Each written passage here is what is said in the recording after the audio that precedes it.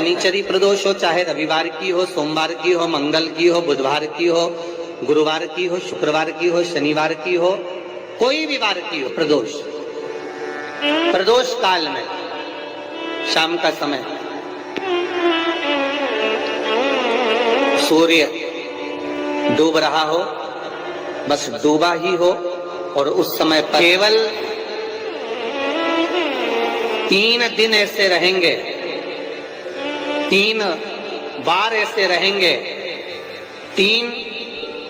तिथियां ऐसी रहेंगी, 3 समय ऐसा रहेगा जिस समय पर तेरे द्वारा निर्मित शूल को भी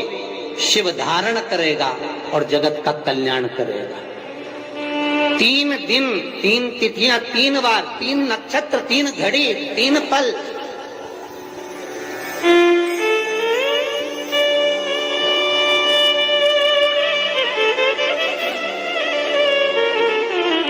जिसमें बाबा शूल भी धारण करते हैं, और शूल अकेले ऐसा होता है धतूरा, तो वो धतूरे के साथ में बाबा शूल धारण करते हैं, बेलपत्री के शूल को। ये बहुत बहुत आनंदमय कथा है महाराज, जिसके जीवन में हमेशा कांटे ही मिले हैं। बेटी बड़ी हुई तो घर में मायके में दुख देखा, और मायके से गई ससुराल में तो ससुराल में दुख देखा। ससुराल में भी दुख देखने के बाद में भी पति को बहुत कुछ काम खुलवाया, बहुत धंधे खुलवाए, नौकरी लगवाई, पर वो पति बार बार छोड़ कर आ गया, बार बार तकलीफ भोग रहा है, बार बार कष्ट भोग रहा है। फिर थोड़े दिन काम करता है, थोड़े दिन छूट जाता है, फिर व्यापार में बढ़ता है, फिर छूट जाता है, फिर कोई दुकान खुलवाई, थोड़े दिन अच्छी चली, फिर वापस वहीं घर पर आकर बैठ गया। अर्थात उसके जीवन में वो शूलता चल रही है। तो बाबा देवाधिदेव महादेव कहते हैं, ये 3 घड़ी, 3 पल, 3 नक्षत्र, 3 समय, 3 दिन में जो शूल मुझे समर्पित करता है, उसके जीवन से मैं शूल हटा देता हूं। वो 3 दिन लिखे स्कंद पुराण।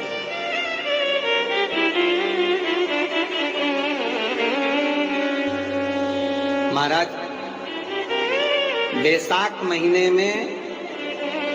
जो प्रदोष आती है, बैसाख के महीने में बहुत ध्यान से सुनना भाई, जो अपनी जिंदगी से बहुत तंग आ गए हो, परेशान हो गए हो, कष्टमय जीवन जी रहे हो, बहुत दुखी हो गए हो, उनके लिए ये स्कंद पुराण का चरित्र फिर मिले ना मिले, आप प्रेम से सुन लो, भाव से। पहला, बैसाख महीने की प्रदोष, चाहे वो शनिचरी प्रदोष हो, चाहे रविवार की हो, सोमवार की हो, मंगल की हो, बुधवार की हो, गुरुवार की हो, शुक्रवार की हो, शनिवार की हो, कोई भी वार की हो, पर बैसाख महीने की प्रदोष, प्रदोष काल में शाम का समय सूर्य डूब रहा हो, बस डूबा ही हो, और उस समय पर सूर्य के डूबन के तुरंत बाद बाबा को धतूरे के साथ में बेलपत्री ना चढ़ाते हुए बेलपत्री के वृक्ष के 7 कांटे बाबा के शिवलिंग पर समर्पित करे जाते हैं। महाराज, अपनी जिंदगी में अड़चनों को हटाने के लिए फिर आप जिस व्यापार में उतरे, जिस व्यवसाय में उतरे, जिस नौकरी में उतरे, आप दिल से करें, आपको तरक्की मिलेगी। आप हार नहीं सकते, नीचे नहीं आ सकते, उन्नति पर ही चढ़ेंगे। एक बैसाख मास की प्रदोष। दूसरा, शिवरात्रि के दिन मध्याह्न का समय। महाराज, जो बड़ी शिवरात्रि होती है माघ की, बड़ी शिवरात्रि के अंतर्गत मध्याह्न का समय, दोपहर के ठीक 12 बजे, चाहे फिर वो कोई भी दिन हो, हमारा शिवरात्रि जिस दिन पड़ रही हो,